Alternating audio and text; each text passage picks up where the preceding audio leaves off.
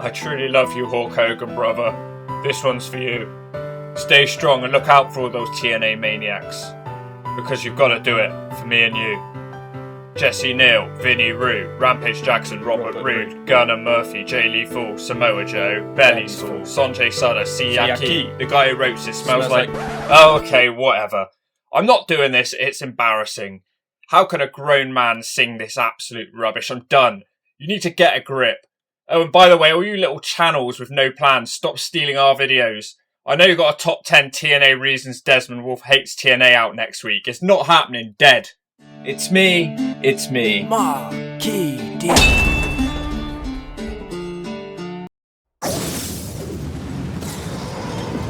Desmond Wolfe spent the majority of his career wrestling as Nigel McGuinness on the independent scene and in ROH. Let's be honest, nobody could ever look more 90s than Nigel. His gimmick was loosely based on being a soccer hooligan, although he didn't actually punch any horses or racially abuse anybody. He was a massive name on the indies, and I remember hearing his name thrown about as far back as 2003. McGuinness is still the second longest holder of the ROH World title when he held it for 545 days, second only to Samoa Joe. So I bet you're all wondering what happened to Wolfe. The man was a masterful technical wrestler from London, England, and in case you wanted reminding where he was from, his finisher was called the Tower of London. He regularly shared the ring with present stars such as Samoa Joe and Daniel Bryan, and he was a decent size for an ROH wrestler, so what happened to him? Well, reach for your Kleenex and pay attention. I know we're all here for a good time, but no offence, this is going to be an emotional one, as I recall the sad story of Desmond Wolfe's career. Make sure you hit subscribe and stay tuned. Yeah, before anyone points it out, I know Wolfe wrestled a few matches in TNA before his debut. I'm not interested in them right now. Throughout 2009, Wolfe had to take time out of wrestling for a few months as the injuries started to rack up. In September 2009, it became clear that Wolfe would have to leave ROH as rumours started to swirl that he was joining WWE when his ROH contract expired. However, this would fall through as Wolfe failed a WWE physical test and an old bicep injury flared up and it was shown that it needed surgery. He instead opted to sign for TNA in October, who didn't seem to mind his bicep injury as much. Everybody regarded this as a great piece of business by TNA at the time, and fantasy bookers frothed at the mouth in their mum's attics as they thought up potential TNA matches for him. He debuted the way any star should, attacking Kurt Angle and immediately positioning himself in the main event scene. He said he was a huge Kurt Angle fan during the Olympics and said the reason he was in professional wrestling was down to Kurt Angle. But then suddenly Wolfe punched Kurt Angle just because Kurt called him Desmond instead of Mr. Wolfe. The next week he actually beat Kurt Angle in a street fight, and it looked like TNA was doing a great job creating a new main eventer. Angle was taken out on a stretcher after this, and Wolfe looked like a real force in the TNA main event scene. After this, the cameras cut to the press conference at Madison Square Garden as Hulk Hogan signed with TNA. Angle was then off TV for the next few weeks injured, but came back 2 weeks later and the two clashed again. Wolfe got the better of Angle once again, and then a match was set up for Turning Point. Wolfe swore to take Angle's place in the TNA roster. At Turning Point, it was a straight up singles match, but it was great. Angle ended up getting revenge and beating Desmond Wolfe in a technical match. On the next couple of episodes of TNA, Wolfe kept the feud with Angle going in various ways, with Wolfe costing Angle a shot at the world title and attacking Angle at every turn.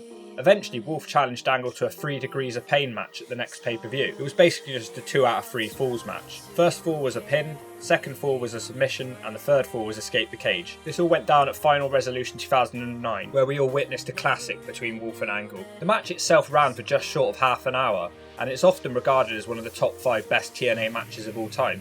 Desmond Wolfe won the first fall after hitting the Tower of London on Kurt, and then Kurt won the submission round by making Wolfe tap out. Ultimately, Kurt would win the match after escaping the cage and winning the feud. It was really great, so check it out if you can.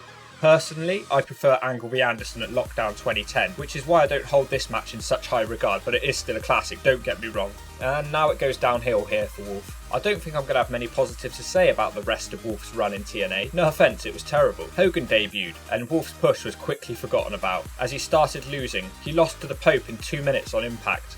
Wolfe did manage to gain a victory over Samoa Joe, but everybody knows at this stage in his career, Joe was an overweight slob who hadn't been a serious contender in years. Beating him wasn't a big deal. Around this time, Wolfe gained a new manager called Chelsea. She wasn't really a big factor in anything he did. Most people had probably forgotten she existed. Wolfe would then feud with the Pope for months on end with over 10 matches involving them. And nobody was really big on this feud, so why on earth did it go for so long? There was no heat to it. They just seemed to be feuding for the sake of it. In April, a new world heavyweight ranking system was born, and fans were allowed to vote on which wrestler was going to be the #1 contender. Desmond Wolfe won the poll hands down, beating popular picks like Hardy and Sting. Fans clearly remembered Wolfe's matches with Angle and wanted to see him back in the main event picture immediately. It was especially enjoyable to see Hogan's golden boy Abyss finish dead last in the fan poll. It might have been enjoyable to us, but Wolfe was punished for this by Hogan. His popularity caused him to get beaten down even worse than before, and although he was given his world title match, he lost this in under 4 minutes to RVD. There was then another fan poll and Wolfe looked like he could potentially win the next one, but then the ranking system was abandoned. The internet was an outrage. How could Hogan and Dixie treat Wolfe like this? He could clearly produce 5-star matches, but TNA seemed to be ignoring their fans. The punishments would continue for Wolfe as he was destroyed by Abyss, and also lost his manager to Abyss. How did Wolfe go from beating Kurt Angle and being in the main event scene to losing to this blubbering idiot? Wolfe was originally portrayed as an intelligent wrestler. Now he's losing to the biggest idiot in the entire roster. Wolfe also tried to join Ric Flair's Fortune faction, and he was sort of aligned with them for months, but he was never officially in the group.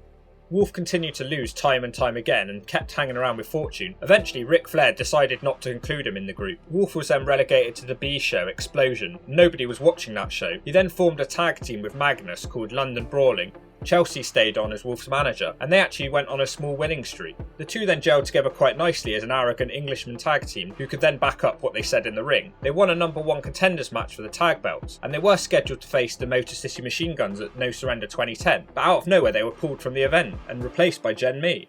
That's never a good thing. Following this, Wolfe disappeared from TV for months and no explanation was given. Everyone was wondering what had happened to him. Had he gone missing? Had the Samoa Joe Ninjas had anything to do with it? Back on TV, Magnus explained that Wolfe had gone back to London to try and play for Chelsea Football Club. Wolfe turned up back on TV in December with Magnus and Williams by his side in a non-televised segment where they were helping save Douglas Williams from Fortune, and it looked like a new British invasion had been formed. However, he disappeared again the next week for half a year, before turning up again back on Explosion as the new on-screen commissioner. He was quite good, but this only lasted a couple of weeks before it was announced Desmond Wolfe had been released from TNA.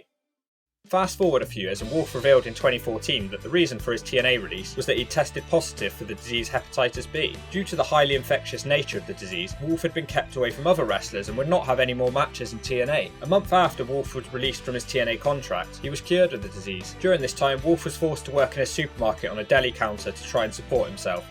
WWE didn't seem to want to hire him, and no offer came in from TNA to bring him back, so Wolfe decided to retire and go back to England and wrestle some final matches. All Wolfe ever wanted was to sign for the WWE, but he was just cast off like a bad smell, and now even TNA didn't want him. I even heard rumours that Wolfe had contracted HIV and AIDS, and other wrestlers were too disgusted to face him in the ring.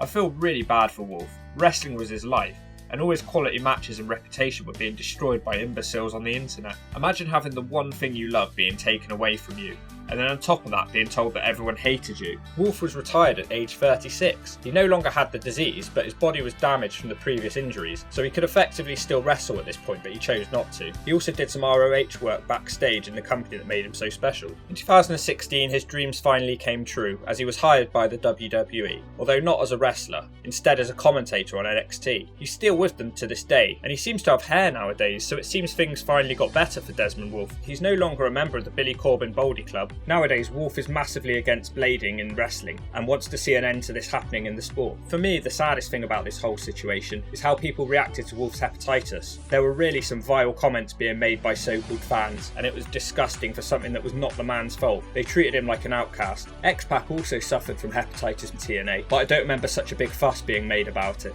So it seems like the first few months of Wolfe's TNA run were gold dust. Then Hogan turned up, and Wolfe's run immediately ended. After feuding with Angle, Wolfe only had 5 more pay-per-view matches, and no more quality ones. Do you know what that is? It's a damn shame, that's what it is. Wolfe only won 1 of these 5 matches and lost to the Idiot Abyss twice on pay-per-view. He also lost 77% of his TNA matches, and he had no more good feuds during his time with the company, which has led to several TNA fans writing Wolfe off. I've even seen comments in my videos lately saying Wolfe should have been listed on the top 10 bad TNA wrestlers of all time. I cannot agree with any of this, I'm sorry, and I suggest anyone who thinks Wolfe sucks and is a bad wrestler to watch the last couple of months of TNA in 2009. I promise you'll change your opinion on Desmond Wolfe. I know you were used to seeing him lose all his matches and not have any good feuds, but he was great in the end of 2009. We never got to see any of the so-called dream matches everyone had got excited for when Wolfe first signed for TNA. I think it's obvious that the company changed gears when Hogan arrived, and I just wish we could have seen matches against the likes of AJ Styles. Did TNA waste Desmond Wolfe? I don't know, he had lots of injury problems and then he got Hep B. You need your world champions and main eventers to be reliable and healthy. If you take that into account, I don't think TNA had much of a choice in how they booked Wolfe. If only he had left ROH earlier in his career when he was healthier, we might have seen a better run for Wolfe in a top tier company. So I hope you enjoyed the video. I haven't quite decided what the next video is going to be yet, but I feel like we should do something a bit silly. Let's go back to my roots here, let's go have a laugh. Thanks for watching, take care.